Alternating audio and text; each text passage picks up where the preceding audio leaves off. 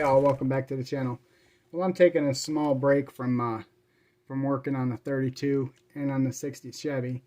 I'm waiting on the engine to arrive for the 32 to continue on, and the 60 Chevy is, you know, we've got a long time. We've got till the end of the year to complete that, so I'll work on that when I feel like it. But tonight I'm gonna fool around with this and see just what I'm able to do with this, and see if it gives me some satisfactory results. So let's go through the directions real quick. The first step is to protect the surrounding surfaces from spills and overspray and prime the surface with 2 coats of primer. It says to allow a half an hour between coats and 2 hours for final drying time. That's quite a while. So then step 2 says paint prime surfaces with 2 coats of iron paint. Allow half hour to dry between coats and 1 hour for final drying time. Excuse me. Step 3 is to spray on a light coating of the rust activator over the entire surface. Wait 5 minutes and spray on a second light coat. As the activated surface dries 30 to 40 minutes, a real rust finish will appear. This could take all night. I guess I didn't look at the directions when I picked this up, huh? So I got some bodies. We got the Chrysler Concorde from the Slammer kit. We've got a Grand National from a glue bomb, paint bomb that I got in a lot of models that I purchased a couple years ago. And then I got this that has been a test body for I don't know how long. So we're going to try it. Obviously this has a ton of paint on it already. This is actually painted black, gloss black. You can see that. Not my paint job. And this is bare plastic. This Slammer kit though, the plastic feels quite hard compared to most kits. So I'm not sure. I mean, I'm sure it's styrene, but it's thick. And I've also got some spoons to test on. So I have a couple techniques. I'm gonna see what the kit provides, but I was thinking about using some makeup sponges to try to apply and get that mottled effect to see if I can make it look like rust a little bit more. So we'll see. Stand by. Okay, so we're going to play around with the spoons first. On one spoon, I used the makeup sponge to do that mottled effect. And then on the second spoon, I used the paintbrush. And you'll notice it's super thin. I'm guessing you probably don't need a whole lot, but it's going to take 2 coats. So I'm going to let this dry. It's supposed to dry for a half an hour in between coats. So when I come back, hopefully time would have elapsed, and I've got the second coat on here, and we can go forward. Alright, I have my 2 coats of primer on the spoons, and while I was waiting, I did some primer on the roof of the Grand National, and on the Chrysler Concorde I did some. So to speed up drying time, I used a hair dryer on warm, and it seems to be okay. I noticed that this is a little bit sticky. If you put it on thicker, it's better now, but it was super sticky. So now I'm going to apply the first coat of iron paint.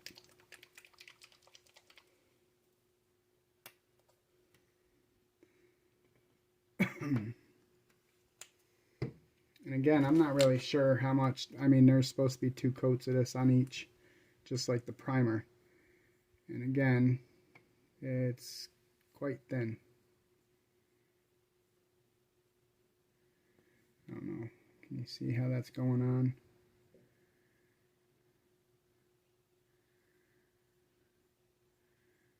I would guess that's how you would get your mottled look, right? Some of it's going to be deeper. Some of it's going to be a little bit thinner, and that's kind of how rust is too, right? You got more rust in some areas than other areas. But I got a feeling that when I do this with the makeup sponge, let me get a new one. This is dirty.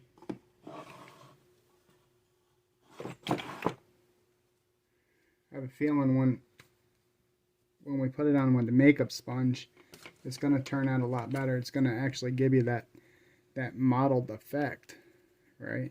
You won't have brush lines in it.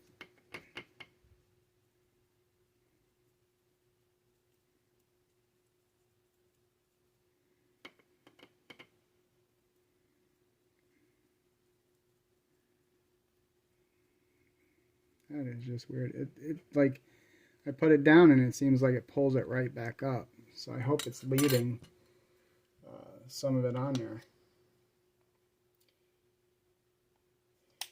I sure don't want to use this whole kit in a test.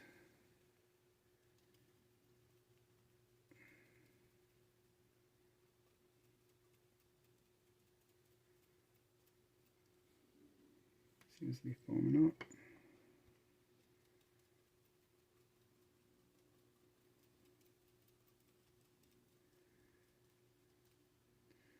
Almost looks like rust without even adding an activator.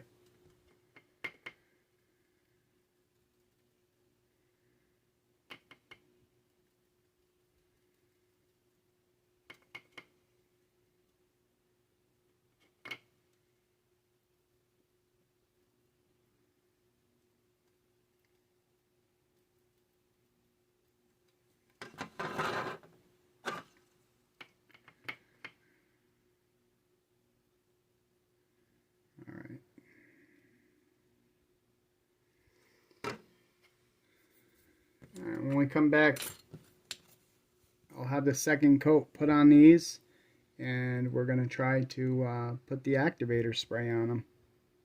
Stand by. Okay, so once again, I sped up the process by using a hairdryer. This is what the second coat looks like on the one that I used the makeup sponge on. This is the one I used the paintbrush on. I used the sponge on the roof of the Grand National and sponging on the Chrysler Concorde. So I don't know what to expect, so let me move the 32 to higher ground, because I really do not want to accidentally get this stuff on anything that I care about. And spoons are okay. Let me move my glasses out of the way.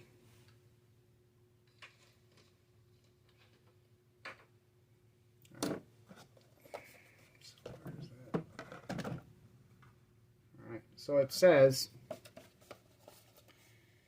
to spray a light coating of rust activator over the entire surface. Wait 5 minutes and spray on a second light coat. Alright. It's probably some kind of oxidizer. It's probably kind of dangerous. Who knows? California, it causes cancer. I think everything causes cancer in California. And I'm not making light of cancer, trust me. Alright, so the first one I'm going to do is the spoon that I brushed.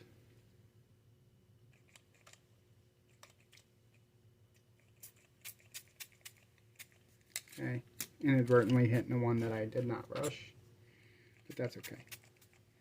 All right.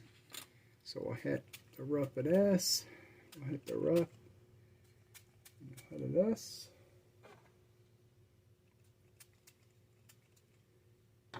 Now, what I am noticing right off the bat is on the bare surfaces, it's a different personality than what it is on the roof of say the Grand National. Okay, the bare plastic looks way different. I don't know if you can tell. It looks way different than what the painted surface of the Grand National does. It already looks like rust on the Grand National, even before I hit it with the activator. This kind of, I'm not sure what that looks like on the Concorde, but I guess we'll see after a few minutes. You know, we'll see what it looks like. All I mean, it says that it turns any painted surface into a rusty patina. So we're going to find out whether or not this works on stuff that's bare plastic, or it actually does already need a coat of paint on it, whatever the case may be. And I don't know. So I'm going to let this sit for 5 minutes, and then I'm going to let this sit for 5 minutes, and then I'm going to hit it with another coat, and we'll see how it turns out, I guess. Stand by. Alright, so it's probably been about 30-40 minutes since my last spritz with the second spritz of the rust activator. And this is the spoon that I used the paintbrush on. Not much rusting action on this. This is the one that I used the makeup sponge on. Again, not much in the way of rust. This is the bare body of the Chrysler. And again, not much rust. The overspray, though, does leave some residue and stuff, so if you use this on anything and you don't want activator on anything, make sure you mask it. However, when you go to the Grand National body, that looks more like rust than anything, right? I mean, again, you got to watch the overspray, because if you can see, it's got all these white speckles all over the place.